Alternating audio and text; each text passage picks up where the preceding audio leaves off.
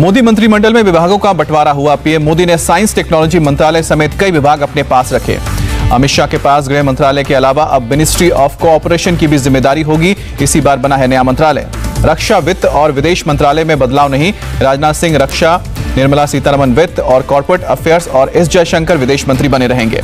मनसुख मंडाविया के देश के नए हेल्थ मिनिस्टर बनाए गए हैं। रसायन और उर्वरक मंत्रालय की होगी जिम्मेदारी। नागरिक उड्डयन मंत्री बने हैं ज्योतिरादित्य सिंधिया। हरदीप सिंह पुरी को दिया गया है पेट्रोलियम और आवास और शहरी अफेयर्स मंत्रालय का जिम्मा। धर्मेंद्र प्रधान बने हैं देश के नए शिक्षा मंत्री। कौशल विकास मंत्रालय का भी जिम्मेदार होगा। अनुराग ठाकुर को मिली है बड़ी जिम्मेदारी। सूचना और प्रसारण मंत्रालय के साथ युवा और खेल मंत्रालय भी संभालेंगे। किरण रिजिजू को बनाया गया है कानून मंत्री। नारायण राणे को मिली है एमएसएमई की जिम्मेदारी। सर्बानंद सोनोवाल बने हैं पोर्ट, शिपिंग और वाटरवेज मंत्री। मिनिस्ट्री ऑफ आयुष का भी जिम्मा मिला। रेल मंत्री बने अश्विनी वैष्णव। आईटी मंत्रालय की भी जिम्मेदारी दी गई है।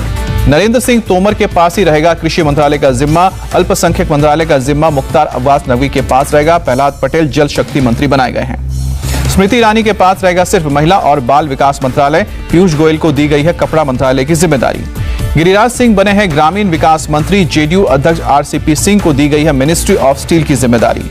पशुपति पारस को फूड प्रोसेसिंग मंत्रालय की जिम्मेदारी दी गई है। पहले उनके भाई रामविलास पासवान के पास था यह मंत्रालय। देश के नए श्रम मंत्री बनाए गए हैं भूपेंद्र यादव। पर्यावरण मंत्रालय का भी जिम्मा। जी किशन रेड्डी को कल्चरल, टूरिज्म और नॉर्थ ईस्ट रीजन के विकास की जिम्मेदारी दी गई है। पुरुषोत्तम रूपाला पशुपालन मंत्री बनाए गए हैं। रूपाला के पास मत्स्य विभाग की जिम्मेदारी भी होगी। प्रहलाद जोशी के मंत्रालय में कोई बदलाव नहीं। संसदीय कार्य और कोयला मंत्री बने रहेंगे। मीनाक्षी लेखी बनाई गई हैं विदेश राज्य मंत्री। मीनाक्षी संस्कृति राज्य मंत्री भी होंगी। अनुप्रिया पटेल को कॉमर्स और इंडस्ट्री मिनिस्ट्री में राज्य मंत्री के तौर पर जिम्मा दिया गया है। एल मुरुगन सूचना और प्रसारण राज्य मंत्री बनाए गए हैं। शोभा करंदलाजे को कृषि मंत्रालय में राज्य मंत्री का जिम्मा मिला है और नीतीश प्रामाणिक खेल राज्य मंत्री बनाए गए हैं।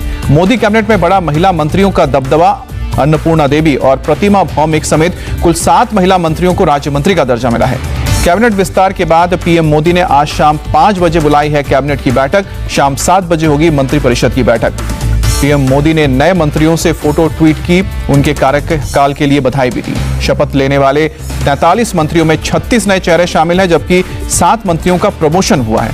43 मंत्रियों में 15 ने बतौर कैबिनेट मंत्री शपथ ली और 28 नए राज्य मंत्रियों ने शपथ ग्रहण किया है। मोदी कैबिनेट से रविशंकर प्रसाद, प्रकाश जावड़ेकर और डॉक्टर हर्षवर्धन समेत 12 मंत्रियों की छुट्टी हुई है। रमेश पोखरियाल ने भी इस्तीफा दिया है।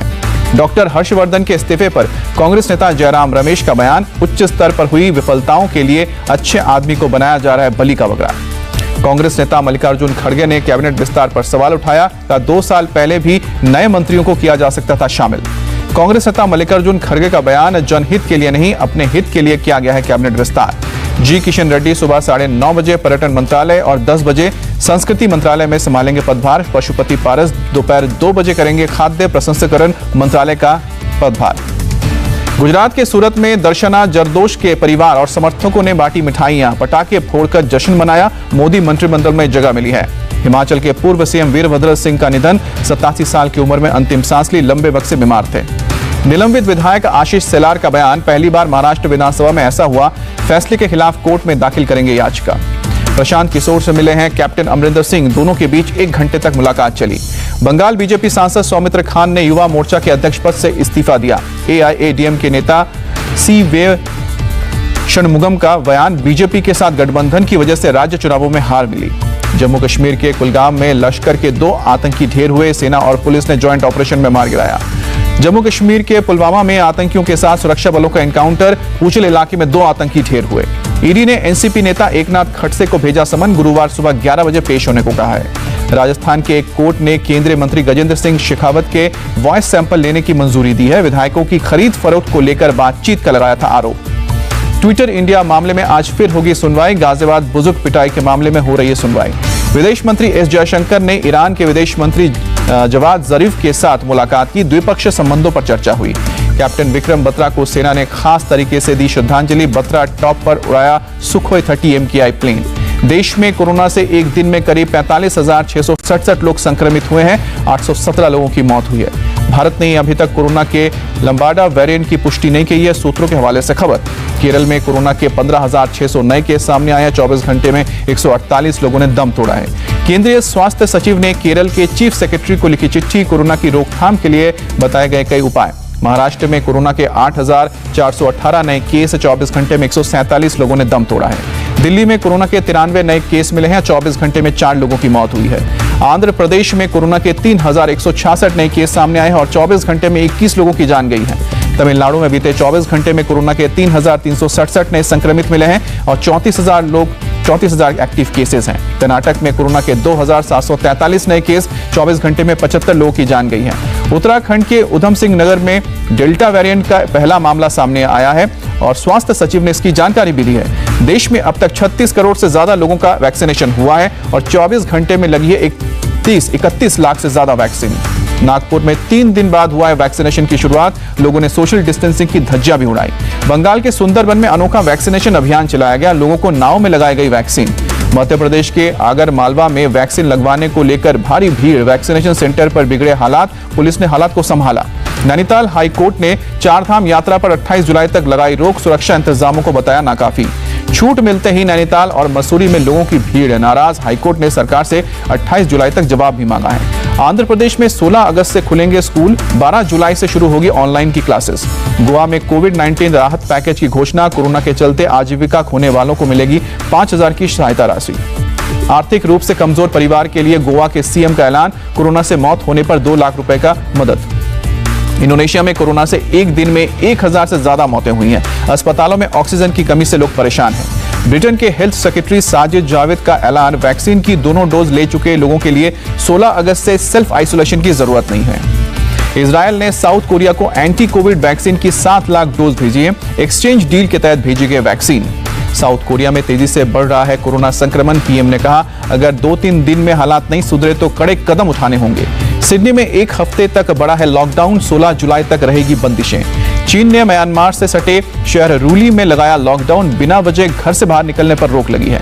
केनिया की राजधानी नैरोबी में भिड़े पुलिस और प्रदर्शनकारी लॉकडाउन और कर्फ्यू हटाने की कर रहे थे मांग। बिहार के मोतिहारी में बंजरिया इलाके में बाढ़ से बड़ी परेशानी, सड़कों से लेकर रिहायशी इलाकों तक पानी भरा, यातायात प्रभावित।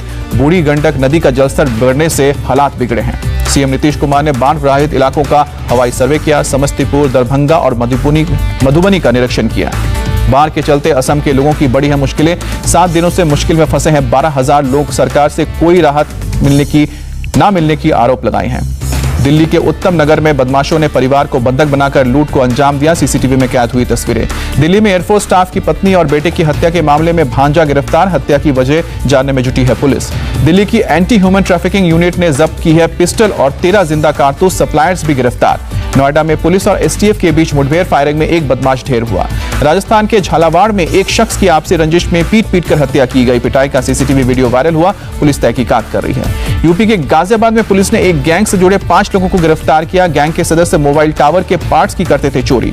मध्य प्रदेश के राजगढ़ में शराब कारोबारियों और पुलिस के बीच झड़प, 4 पुलिसकर्मी घायल, पुलिस की जवाबी फायरिंग में 2 शराब कारोबारी घायल हुए।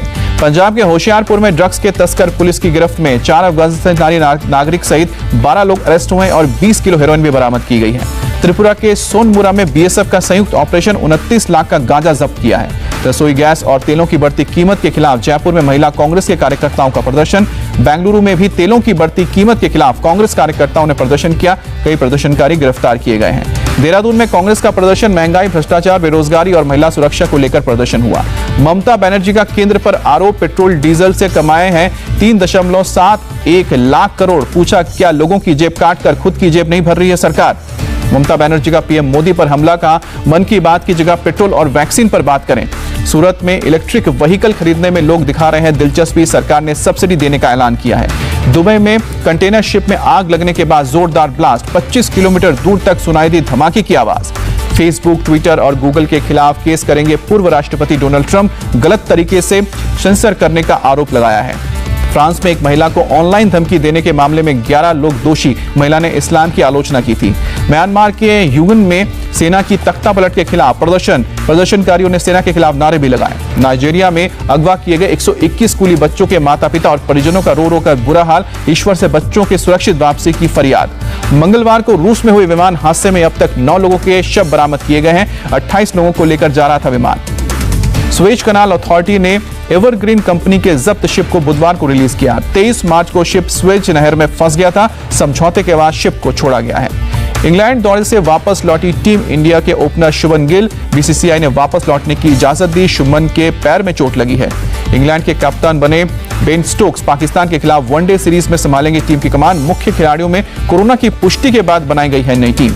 यूरो कप फुटबॉल के फाइनल में पहुंचा इंग्लैंड, सेमीफाइनल में डेनमार्क को 2-1 से शिकस्त दी। फाइनल में इटली से मुकाबला। ईटानगर में सॉलिडेरिटी रन का आयोजन किया गया। ओलंपिक में हिस्सा लेने जा रहे खिलाड़ियों का उत्साह बढ़ाना मकसद। मुंबई के सेंटा क्रूज कब्रिस्तान में राजकीय सम्मान के साथ दिलीप कुमार का संस्कार हुआ। बुधवार को 98 साल की उम्र में निधन हुआ था।